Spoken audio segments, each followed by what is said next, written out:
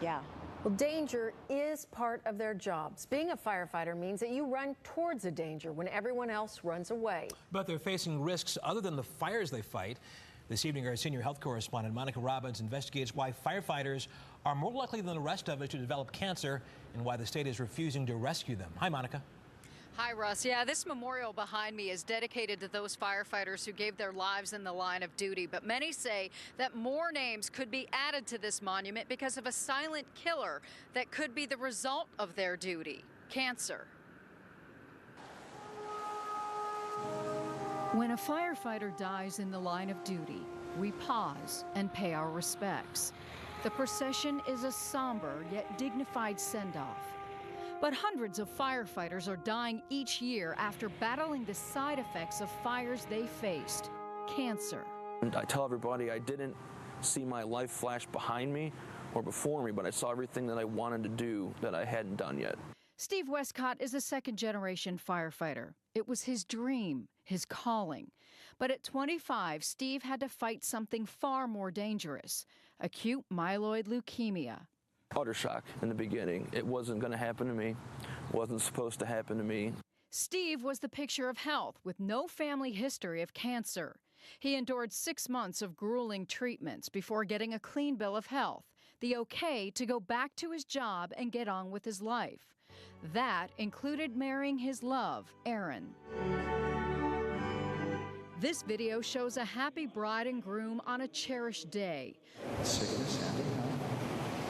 In sickness and health. I will love you and honor. What it doesn't show is just days before he was married, Steve learned his cancer had returned with a vengeance.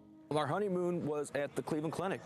It was a very expensive one. Steve Westcott is one of a growing number of firefighters being diagnosed with cancer each year. Some are diagnosed early in their 20s and 30s, like Steve. Others after retirement. Coincidence? A number of doctors, researchers, and scientists say no. It's the job that's killing them. In 2006, University of Cincinnati researchers reviewed 32 different studies of firefighter cancer and concluded that they had a higher risk of multiple myeloma, non-Hodgkin lymphoma, prostate and testicular cancer. And 8 more types of cancer were listed as having possible connections to the job. 7 years later, NIOSH, the National Institute of Occupational Safety and Health, did its own study.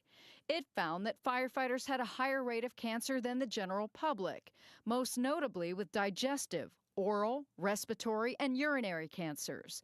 There was also an increase in bladder and prostate cancer among younger firefighters. So we know the compounds, we know the types of risks they're exposed to. I just don't think we've paid enough attention to their particular risk. What's the cause? Researchers point to the toxic soup of burning chemicals and their byproducts. It's the burning plastics and flame-retardant chemicals in everything from furniture to carpeting and clothing. The soot that covers them can lead to lung, bladder, and skin cancer. For every 5-degree increase in skin temperature, chemical absorption into the skin increases 400%. 56% of all firefighters are dying from cancer right now as we sit here. 56% of all line-of-duty deaths are from cancer. A bone marrow transplant saved Steve's life, but he was forced to retire from firefighting. Today, he's the Ohio director of the Firefighter Cancer Support Network, committed to helping other firefighters just like him. We were always trained on what to watch out for on structure fires and automobile accidents, things like that. You never really thought about cancer, and you never want to have to go that route where you are going to die in the line of duty, but you always think that it's going to happen with your boots on, not with your boots off. 33 states have cancer presumption laws, meaning it is presumed a firefighter's cancer diagnosis is most likely linked to their line of work. That means they qualify for workers' comp and other benefits. That is not the case in Ohio. Tonight at 7 and 11, we'll hear from firefighters, their families, and those who are fighting to make Ohio the next state to help its heroes. In Cleveland, Monica Robbins, Channel 3 News. Incredible story, Monica. We will see you at 7. Thank you. A man went 33 states recognize that cancer is a risk that a firefighter faces, but Ohio is not one of them. Senior health correspondent Monica Robbins investigates why that is and who it is affecting the most. Good evening, Monica.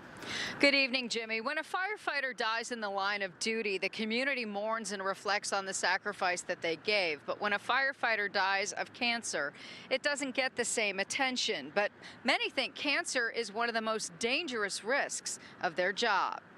Last year alone, 53 Columbus firefighters were diagnosed with cancer.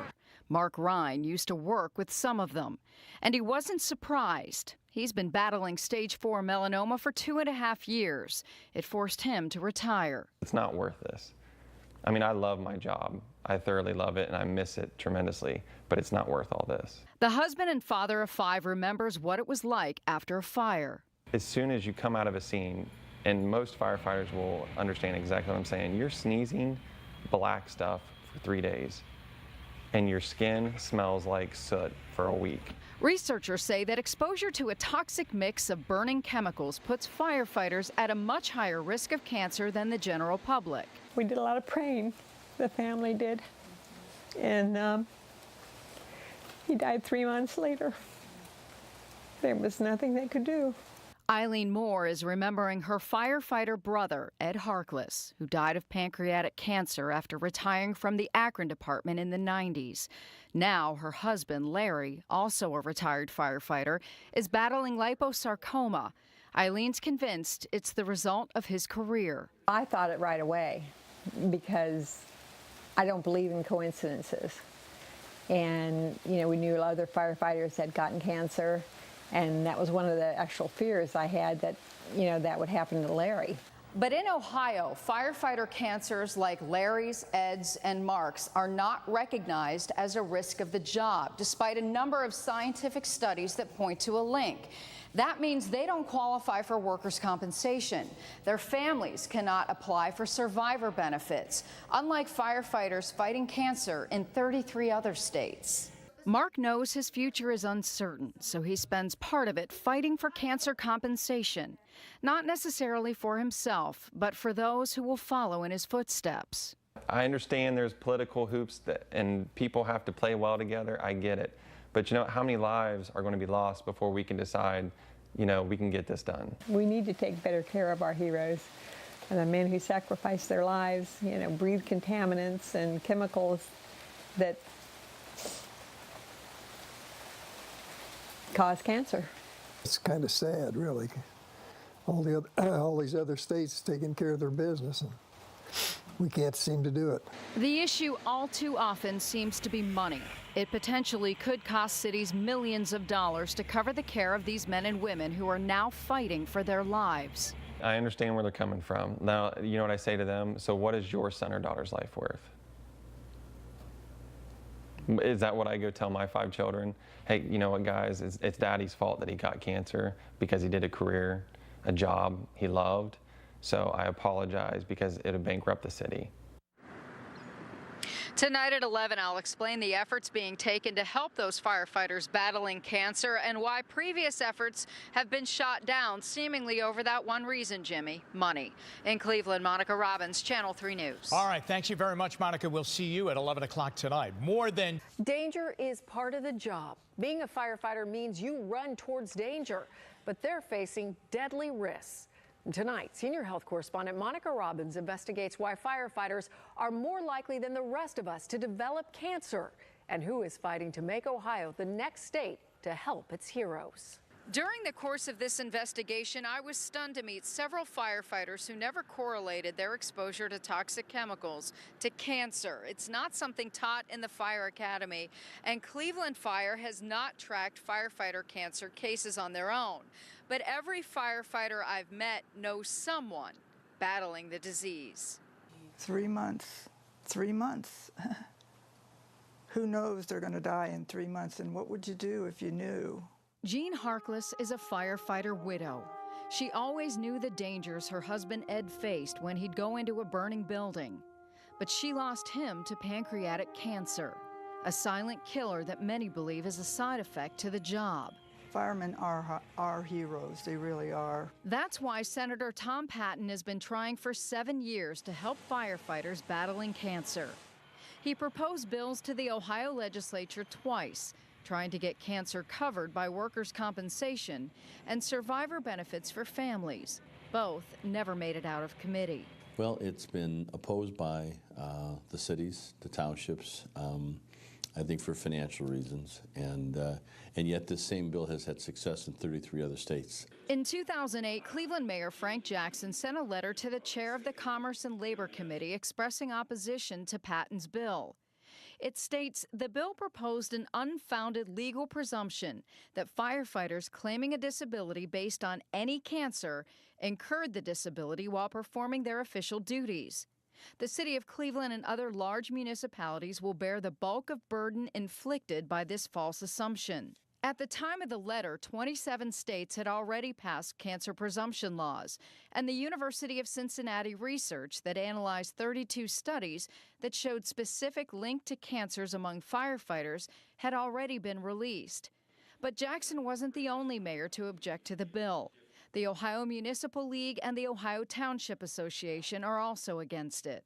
We owe it to those brave men and women who go into those buildings that you don't know what's in there. All you know is the building's burning down. You find out after the fact, there's dangerous chemicals, and there's not time to get into hazmat suits. Dr. Stan Gerson is head of University Hospital's Seidman Cancer Center. He remembers treating industrial workers years ago exposed to cancer-causing agents, but says that rarely happens now because of OSHA regulations. But with firefighters, the levels and contaminants can often be a deadly mystery. We know that they're very related to the dose of exposure, not necessarily the duration, but the dose of exposure. And we know the mechanisms behind it. We know the types of damage to cells, to DNA, to genes that can take place. So even a single high toxic exposure could be inducing a cancer a few years later. In early 2015, Senator Patton will once again reintroduce cancer presumption legislation.